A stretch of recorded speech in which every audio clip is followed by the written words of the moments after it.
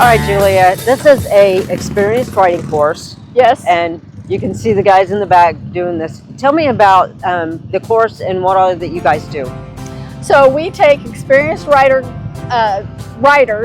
that already have their endorsements and have some riding experience underneath them, and we fine-tune their skills. We give them the skills they need in a controlled environment to use in the real world so that they run into these situations here in a controlled environment, so when they get out on the road and they get into a situation where they need to do these maneuvers, they're not freaking out. And that is a great thing to do. Yes, because a lot of people do get into those maneuvers on the road, and it's like, oh, what do I do? Yes. So this is, how much does it cost to go through one of these courses? The 4-hour class is $150. And how do they find out about it? We're on Facebook, there's Google searches, that's pretty much it. What is the name? It's ProRider Indianapolis, and our website is ProRiderIndianapolis.com. Okay, so tell me, I see them out there, they're doing circles, and I know you said like a W, they're pretty tight, right? Yes, these are civilian specs, but they teach these to police officers. So this is actually a police officer course. Tom and I went to Pennsylvania to get his certification to actually start this branch of ProRider, and it's taught by police officers, and that's what their police officers have to go do and complete in a certain period of time, and not hit cones and not go out of the lines and all that kind of stuff. And so there are tighter specs that the police officers actually do, but Tom teaches a little bit bigger courses for the common man to practice with. And then once these guys are done, we're actually going to start tightening up the course just so that these guys can work on their skills. Okay, so you start wider and go narrower so that they can start getting it tighter as they go along the day. Our class, no, we do not do that during the day. No. This class is set at these are all the big specs right now. Once they're done playing and everything, then they're going to tighten it down to see if they can fine-tune those skills even more. Okay. So what do you see in people that come into a riding course like this? Because, you know, you have just ordinary people come in here, experienced riders, of course, but when they come in and start doing this, do you see them be able to do it easier the longer that they go doing it? They start doing the maneuvers. We correct them when they need to be corrected to figure out what it is. They'll talk to each other as well. Some people get that connection, that click, a little bit faster than others. But this class has been an excellent class because we've told them what they need to do, and they've actually picked up on it quite quickly, this class, and we actually added more exercises than we normally do, just to keep it interesting and keep them going as well. You know, and it's pretty cool because as a rider myself, I know when I get out on the road, you want to be able to maneuver your bike. You know, I get in situations, I'm not going to lie, I will try to handle my bike because I get slow, and then it's like, all right, I'm trying to maneuver it around and not put it down, which I feel like I'm pretty good at. But if I knew how to do those maneuvers a little bit easier, it would probably help me to not feel like I'm having to put all my weight into trying to keep this bike up. Right. So this class actually builds your confidence. You start figuring out what your bike will do and trusting your bike and trusting you. A lot of these circles, you feel like you're going to go down. So once you get past that, oh, I'm going to go down, and you know, you learn the friction zone, you learn how much power to keep to your rear wheel. You're like, as my husband says, this is fun. Yeah. And you know, and they just go and they learn, and it's, you don't do the duck walk. I'm fine with the duck walk, but you know, if the bike's moving, your feet are supposed to be up on the pegs. They are. So you do the course on your own bike, it's not on... Correct. Okay. You know, I think it's a great thing that you guys do. How many courses a year do you do? We try to do at least one a month, starting in April through October. Some months, so like this month, we're doing 2. It just depends on the weather and what happens and our schedule. So if there's a weekend that it's raining, do you go ahead and do the course anyway? We had one scheduled for when Helena came through. Okay. And we opted not to that's why we're doing it today. This is the actual course that was supposed to happen when Helena came through, because they were predicting 40-mile-an-hour winds. Now, if it's just a regular rain, we're fine with that. You will practice in the rain. But when you're doing rain and 40-mile-an-hour winds, it's like, we don't want to do that. Most people are not on their bikes anyway. Correct. What is the website? ProRider Indianapolis, all spelled out, .com. Awesome. Well, thank you for letting us come out here and check this out. I hope next year me and Scott will be able to get out here and see how our skills are. I'd love to see you come out. We don't ride as much as we used to. We used to put a lot of miles on the bike, and here lately we haven't been able to. But, next year, hopefully we'll get out here, and it'll help us to get out there on the road and be better and be able to maneuver our bike the way we should again. Yes. Thank you so much. Thanks for coming out. Appreciate it. All right, Dustin. Ladendorf Law has been a sponsor of Steel Horse Thunder for many, many, many years. There's been some changes. What can we expect? Well, Ladendorf Law is now Ladendorf, Fregiato, and Bigler as of the 1st of this year, January 1st, 2024. It is the same team, the same people. Everyone's still involved. We just simply have a name change. Myself, Dustin Fregiato, and Matt Bigler are now partners with Mark. Okay.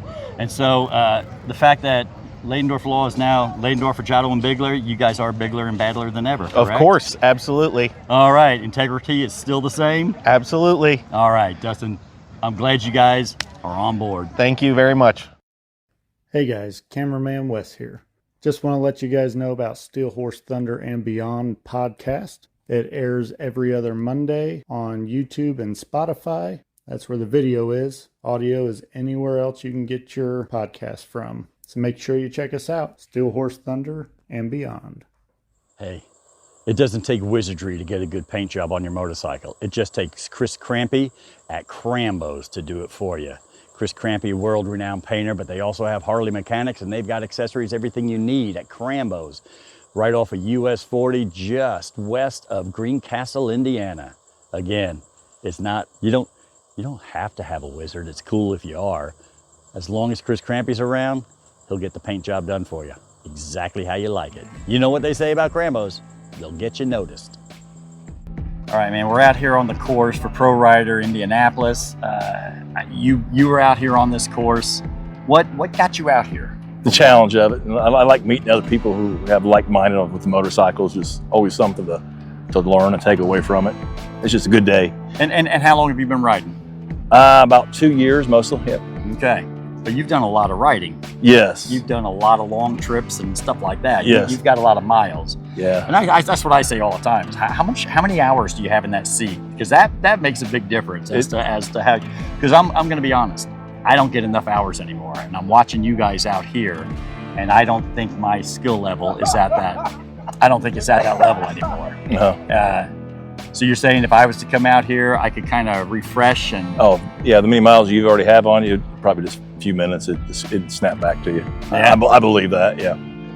How do you like it? I love it. I like the challenge. It's great. Yeah. I dumped my bike out there. That was awesome. I needed to do that one time to get over the fear of dumping your bike. Yeah, so... And I've said that anyway, whether you're going through any kind of a skills test or anything like that, I've always said that. There's only two riders out there, ones that have dropped their bike and one that's going to lay. Exactly, that's what they say. That's all there is to it. I can honestly say every bike I've had has that. Now my Road King, it went down, but it was in a lot of gravel and it was a slow motion. I had to lay it down because I knew I couldn't hold it up anymore. I sunk in some gravel up on a hillside. So I'm very fortunate because it was a very gentle lay down, but it laid down nonetheless. You know what I'm saying? I wish mine was. I chased mine down the parking lot a little, about 25 feet. Did you catch it before?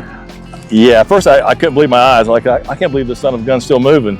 So yeah, I got it. I got it. Yeah. It had to be a sickening feeling. It wasn't. You start seeing dollar signs real quick. Right. Oh boy.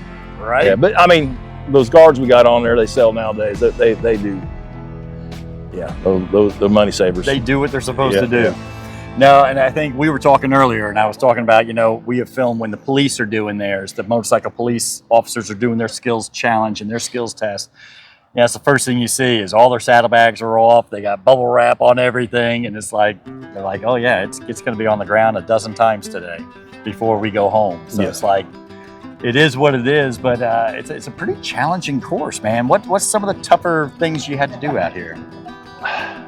So that W we did in the last one, that one, yeah, it had my number. It? And that was very, I could not get this feel of it. It looks impossible to me. It just watching, I'm like, there's no freaking way. But the funny thing is, you watch somebody else do it, and you think, oh, I got this. Then when you get up there on that 800-pound bike and try to do it, nah. So yeah, good thing I had a couple long legs, so I was able to catch it a few times. So. But yeah. It's pretty cool. I love the way everything's set up out here. It really is very cool. I think next year, I mean, we're here in October. I know there's not going to be a whole lot more going on this year, you know, before the winter weather comes in and sets us all down. But I think next year I want to come out here. I've got to. Like I said, I used to ride all the time. I felt super confident on a bike. That confidence level is nowhere near what it used to be over the last, say, 5-6 years that I hardly ever get to ride anymore. When I do get on the bike, and again, I'm getting older. You know what I mean? As I get older, I realize I'm not immortal, and that kind of stuff. That's something I don't believe. I mean, I'm 56. I started getting back when I was 54. I think we talk ourselves out of things sometimes. Yeah. I think, yeah, you got to get there and enjoy it. This is, like I said, you meet great people. I'm so happy I did it. You know, it's awesome. Nice. All right. Well, maybe next year I'm going to come out here and do this, and yeah, maybe you'll be here to I will help me along. Yeah, it's not that expensive, you know, and I think for what you get out, I'll probably at least do it once a month. I mean, is that right? Yeah. I mean, yeah. If you're on a motorcycle, you know you're going to spend some money, so you might as well learn how to ride the thing. You know, that's the thing. My bike is 24 years old. I've already done whatever I'm going to do to it, so it's not like I'm spending. Right. I'm not spending all that money putting new parts and this and new that anymore. So I could, you know, somebody was getting it down the road. I don't know if that came up on here, but that was loud. But yeah, I'm not spending the money on that kind of stuff anymore. I've got all my leathers. I've got all my stuff that I'm going to, my gear. So why not spend some money and come out here and sharpen the skills? Yeah, and meet good people.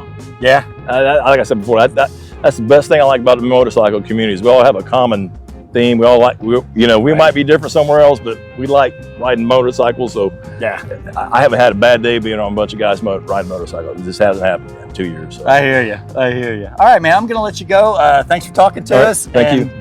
And yeah, next year. Hopefully I'll meet up with you again next year. See you in spring. All right, man.